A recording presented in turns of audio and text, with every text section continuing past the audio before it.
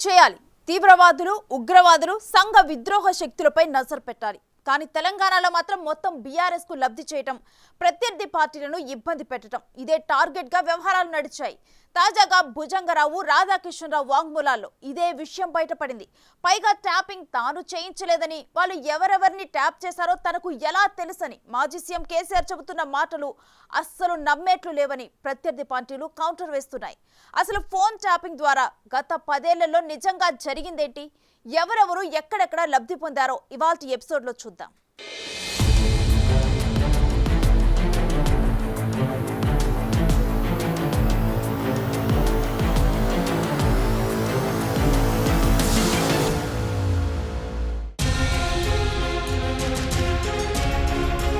చేసిన పాపాలు ఎప్పటికైనా బయటపడతాయి. తప్పులు ఏ రూపంలోనైనా బయటకొస్తాయి. ఇప్పుడు ఫోన్ ట్యాపింగ్ పుట్ట బద్దలైంది. అంతా సీక్రెట్ గా చేశామని వాళ్ళనుకున్నారు. సీన్ కట్ చేస్తే అంతా ఓపెన్ అయిపోయింది.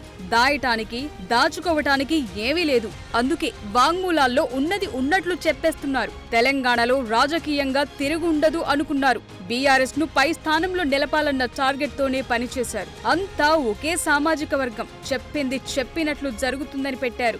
డౌట్స్ రాకుండా చాలా చేశారు. అంతా ఒక పద్ధతి ప్రకారం జరుగుతుందని పోలీస్ డిపార్ట్మెంట్ను కూడా నమ్మించారు. కొందరు సహకరించారు, ఇంకొందరు దీనికి డిస్టెన్స్ పాటించారు. ఫోన్ ట్యాపింగ్ కేసులో నిందితుల వాంగ్మూలాలు ఇప్పుడు తీవ్ర సంచలనంగా మారాయి. ఎందుకంటే ఇదంతా ఆర్గనైజ్డ్ గా జరిగింది. తవ్వితే లోతులన్నీ బయటపడుతున్నాయి. ట్యాపింగ్ చేయటం ప్రణీత్ రావు అండ్ కో పని. మరి వారికి టాస్క్ ఇవ్వటం మరో టీం పని. ఫోన్ నెంబర్లు ఇవ్వటం, కనిపెట్టాలని చెప్పటం. ఇదే కథ. సీన్ కట్ చేస్తే గ్రౌండ్ లో ఆపరేషన్ చేపట్టాలి కదా. అందుకు నమ్మకమైన టాస్క్ ఫోర్స్ టీంతో పక్కాగా దాడులు నిర్వహించి ప్రత్యర్థి పార్టీల డబ్బులు పట్టుకోవటం ఇదే జరిగింది. ముఖ్యంగా అప్పట్లో తెలంగాణలో ఫామ్ లోకి వచ్చిన బీజేపీని ఎలాగైనా తొక్కేయాలన్న టార్గెట్ తో ట్యాపింగ్ జరిగినట్లు తేలింది. అంతేకాదు కేసీఆర్ ను విమర్శించే నేతలను కార్నర్ చేశారు.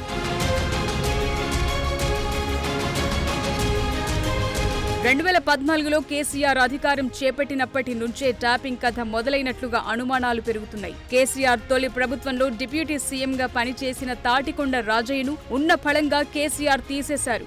రాత్రికి రాత్రి ఆల్ ఆఫ్ సడన్ గా ఈ ఘటన జరిగింది.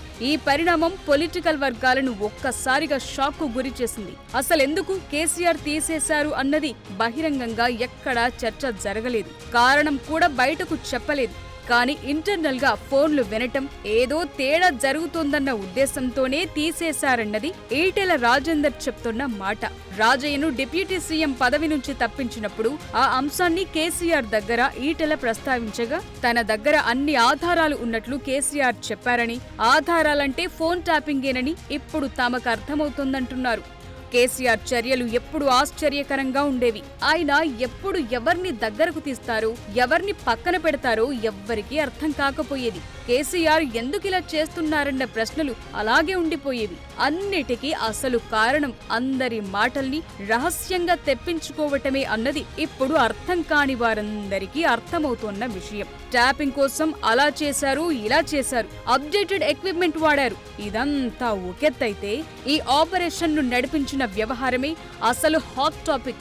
సొంత నేతలతో పాటు ప్రతిపక్ష నేతల ఫోన్లు ట్యాప్ చేశారు. ఫోన్ ట్యాపింగ్ లో రాచకొండ స్పెషల్ ఆపరేషన్ టీం సహా టాస్క్ ఫోర్స్ టీంలు కీలకంగా పనిచేశాయి. ఒక్కసారి రుచి మరిగితే అంతే సంగతి. ఫోన్ ట్యాపింగ్ విషయంలోనూ గత సర్కార్ పెద్దలు ఇదే ఫార్ములాను నమ్ముకున్నారు. తన వెంటి ఉంటూ వెన్నుపోటు పొడిచేవారెవరో గుర్తుపట్టే పని పెట్టుకున్నారు మాజీ సీఎం. అలాగే 2014లో బోటాబోటి మెజార్టీతో గద్దెనెక్కిన కేసీఆర్ పార్టీని, నేతలను భారీగా చేర్చుకునే పనికి శ్రీకారం చుట్టారు. తెలంగాణ అంతటా పార్టీని శరవేగంగా విస్తరించేందుకు ఈ ఫోన్ ట్యాపింగ్ ని ఆయుధంగా వాడుకున్నారన్నది వాంగ్మూలాల్లో నిందితులు చెబుతున్న మాట. అలాగే ప్రత్యర్థి పార్టీల నేతలు ఆరోపిస్తున్న మాట కూడా ఇదే.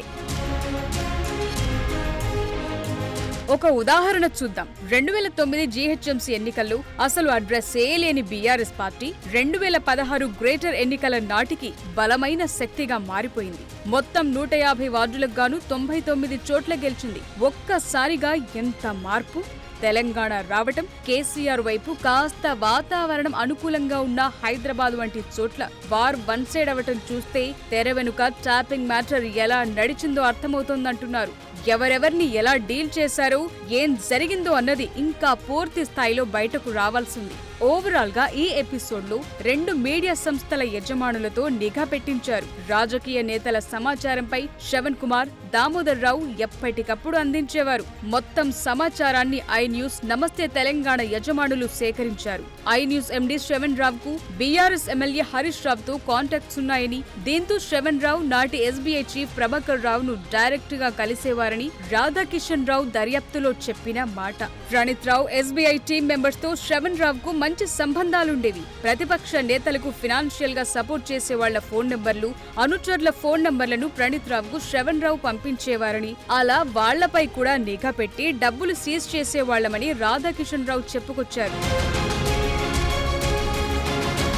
సో ఫోన్ ట్యాపింగ్ తో చాలా వరకు సానుకూల ఫలితాలు రావటంతో దీన్ని మరింత విస్తృతం చేశారన్నది తాజాగా నిందితులు చెప్తున్న వాంగ్మూలాలు చూస్తే అర్థమవుతోంది. దేశవ్యాప్తంగా అందరి దృష్టిని మునుగోడు బైపోల్ ఆకర్షించింది. ఎందుకంటే దేశంలో ఏ బైపోల్లోనూ పెట్టని ఖర్చు ఇక్కడ పెట్టారు. అడ్డు అదుపు లేదు. ప్రత్యర్థి పార్టీలను ఇదే ఫోన్ ట్యాపింగ్ తో కట్టడి చేశారు. వారి డబ్బులను సీజ్ చేశారు. అనుకున్న ఫలితం రాబట్టుకున్నారు. ఇదే కాదు, చాలా చేశారు. సెలబ్రిటీలు, విఐపీలు, వ్యాపారవేత్తలు, సినీ ప్రముఖులు ఇలా ఎందరివో ట్యాప్ చేసి సెటిల్మెంట్లు చేశారు. కొన్ని సందర్భాల్లో డబ్బులు వసూలు చేశారు. సివిల్ తగాదాలను సెటిల్ చేశారు. ఓవైపు వాంగ్మూలాల్లో ఇంత తీవ్రమైన అంశాలు వెలుగులోకొస్తుంటే మాజీ సీఎం కేసీఆర్ మాత్రం అదో టాపిక్కా అని సింపుల్ గా కొట్టిపారేస్తున్నారు. నిజానికి ఎవరి ఫోన్నైనా ట్యాపింగ్ చేయాలంటే డీజీపీ, అడిషనల్ డీజీపీ అనుమతుండాలి. కానీ ప్రతి ఫోన్ నెంబర్ పై స్థాయిలో రివ్యూ చేయటం సాధ్యం కాదు.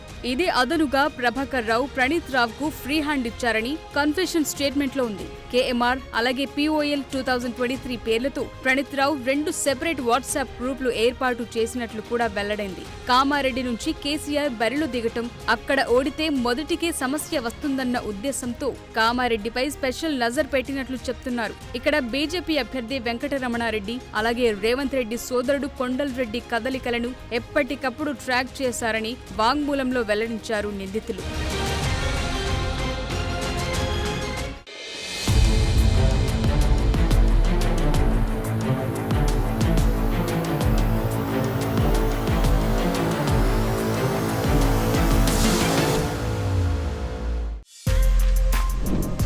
For more videos like this, subscribe Big TV channel.